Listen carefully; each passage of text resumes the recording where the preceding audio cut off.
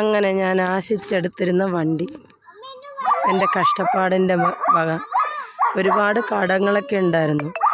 അപ്പോൾ ഓട്ടോയൊക്കെ ഓടിക്കാനൊക്കെ ആയിട്ട് കൊടുത്തപ്പോൾ അവരൊക്കെ അവരുടേതായ ഇഷ്ടത്തിന് ഓടിച്ച് ഒരുപാട് നാശമാക്കി.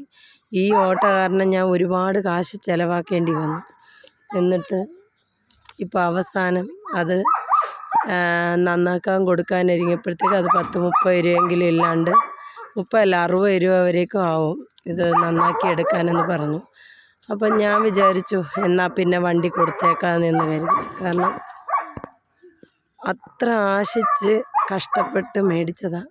അപ്പം അത് പൊളിച്ചെടുക്കാനായിട്ട് കൊടുക്കുക. പക്ഷെ എന്തോ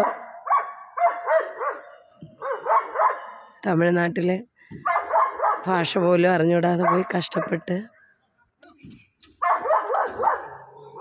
കയറുന്നില്ല കേട്ടോ. അവരൊക്കെ പിടിച്ചിട്ട് അത് കയറാനും വണ്ടി അതിനകത്ത് കയറാൻ ഭയങ്കര പാട്. ഒരു പാടുപെട്ടൊക്കെയാണ് വണ്ടി അതിനകത്ത് കയറ്റിയത്. കണ്ട ആട്ടെ.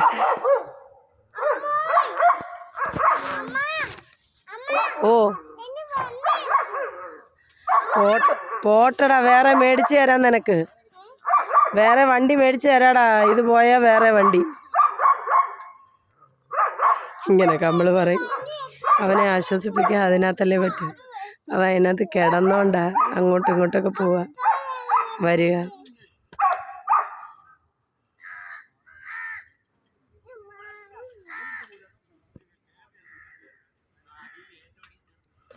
ഈ വണ്ടി കൊണ്ട് ഒരുപാട് പേര് അന്നം കുടിച്ചു. പക്ഷേ ഈ വണ്ടി ഓടിച്ചവർ ഇന്നും എനിക്ക് ഒരുപാട് കാശ് തരാണ്ട്. അവരുടെ അടുത്ത് ചോദിക്കുമ്പോൾ ഒരു പെൺകുട്ടിയല്ലേ, അപ്പോൾ പിന്നെ അവർ കാശ് തരാൻ തന്നെ അവർക്ക് മടിയായിരുന്നു. വയസ്സായൊരമ്മയും അച്ഛനും അല്ലേ, തരാതൊന്നും ഒരിക്കത്തില്ല എന്നും പറഞ്ഞ് വിരട്ടിയുള്ള സംസാരമൊക്കെ ആയിരുന്നു. അന്നം തിന്നവരിൽ ഒരാൾ ഇന്ന് ജയിലിലാണ്. ജയിലടി ഞാൻ വെളിയിൽ വരത്തില്ല, ജീവപര്യന്തം എന്നുള്ളതാണോ എന്നൊന്നും എനിക്കറിയത്തില്ല. പക്ഷെ ജയിലിലാണ്.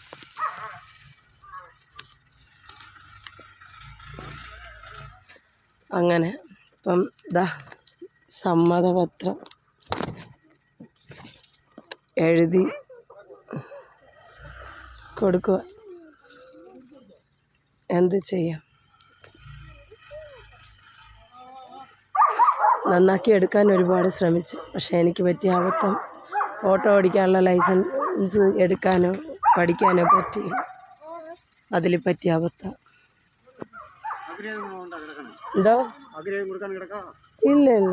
ഓ நீங்கள் தானே எல்லா கலவெல்லாம் கொண்டு வந்தீங்க? அதில்ல இல்லை, எல்லாமே கொடுத்தாச்சு.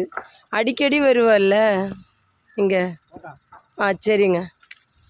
அதில் கொஞ்சம் கேப்பு விட்டுருக்கேன் நான். அந்த வண்டி நம்பரு எழுதி சேர்த்துக்கோங்க, சரிங்களா? இல்லைன்னா எப்படி தெரியுறது?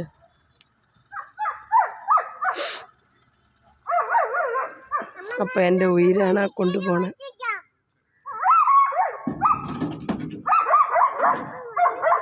പക്ഷെ ഒരു കാര്യമുണ്ട്, അത് അങ്ങോട്ട് ഇറങ്ങിപ്പോയ ആ നിമിഷം കൊടുത്ത അതിൻ്റെ കാശ് ഞാൻ മേടിച്ചുകൊണ്ട് വീട്ടിൽ കയറിയ നിമിഷം ഗ്ലാസ് പടപടാന്ന് കുപ്പി ഗ്ലാസ് തറയിൽ വീണ് പൊട്ടിയേ. അത് കഴിഞ്ഞ് ഞാൻ ആ വണ്ടി പിടിച്ചിട്ട് കയറണില്ല. ഞാൻ പറഞ്ഞു നീ പൊക്കോ എന്ന് പറഞ്ഞപ്പോൾ വണ്ടി അതിനകത്ത് ആ വണ്ടിയിൽ കയറിയത്. പാവം. പക്ഷെ നമ്മൾ ആത്മാർത്ഥമായി വണ്ടിയാവട്ടെ എന്തിനാവട്ടെ സ്നേഹിച്ചാൽ അതും നമ്മളെ സ്നേഹിക്കുമെന്നുള്ളതിൻ്റെ തെളിവാണിത്. എൻ്റെ വണ്ടികൾ എന്നെ ചതിച്ചിട്ടില്ല. ഞാനൊക്കെ ആണെങ്കിൽ ലോറിയുടെ ടയറിനോട് ചേർന്ന് വരെ പോയിട്ടുണ്ട്.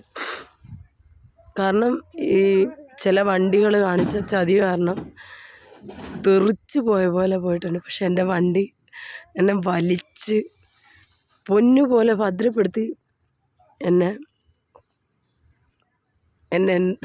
രക്ഷിച്ചിട്ടുണ്ട്. ഞാൻ ആദ്യമായിട്ട് വണ്ടി എടുക്കുമ്പോൾ പോലും ഞാൻ അവൻ്റെ കാലാണെന്ന് സങ്കല്പിച്ച് ടയറിൽ തൊട്ടിട്ട് ഞാൻ പറഞ്ഞിട്ടുണ്ടായിരുന്നു, ഇത് നിൻ്റെ കാലാണെന്ന് സങ്കല്പിച്ച് ഞാൻ പ്രാർത്ഥിക്കുകയാണ്. ഞാൻ നിന്നെ സ്നേഹിക്കുന്നതുപോലെ നീ എന്നെ സ്നേഹിക്കണം.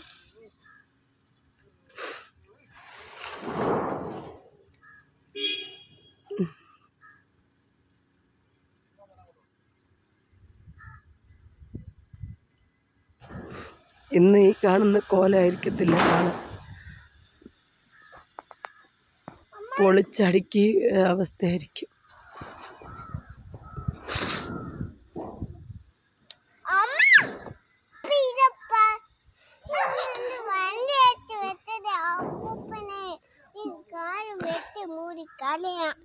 അപ്പൂപ്പ അത് കൊണ്ടുപോട്ടെ മക്കളെ, നമുക്ക് വേറെ വണ്ടി എടുക്കാം. അവള് പോട്ടെ, അവള് പൊക്കോട്ടെ, നമ്മുടെ വണ്ടിയേ പൊക്കോട്ടെ, നമുക്ക് വേറെ വണ്ടി എടുക്കാമല്ലോ. വാ എൻ്റെ പൊന്നു വാ. ഇത് നെഞ്ചത്തെല്ലാം മണ്ണാക്കിയിരിക്കുക. മണ്ണിക്കളി മണ്ണിക്കളി മണ്ണിക്കളിയല്ല. ബാ നമുക്ക് പോകാം. തൂ കൊച്ചി വരും. ആ വണ്ടിയിൽ ഇവനെയും കൂടെ പിടിച്ചിട്ടോണ്ട് പോണേ. ഞാൻ പോവാ കേട്ടോ, ഇവനെ കൊണ്ടുപോകും.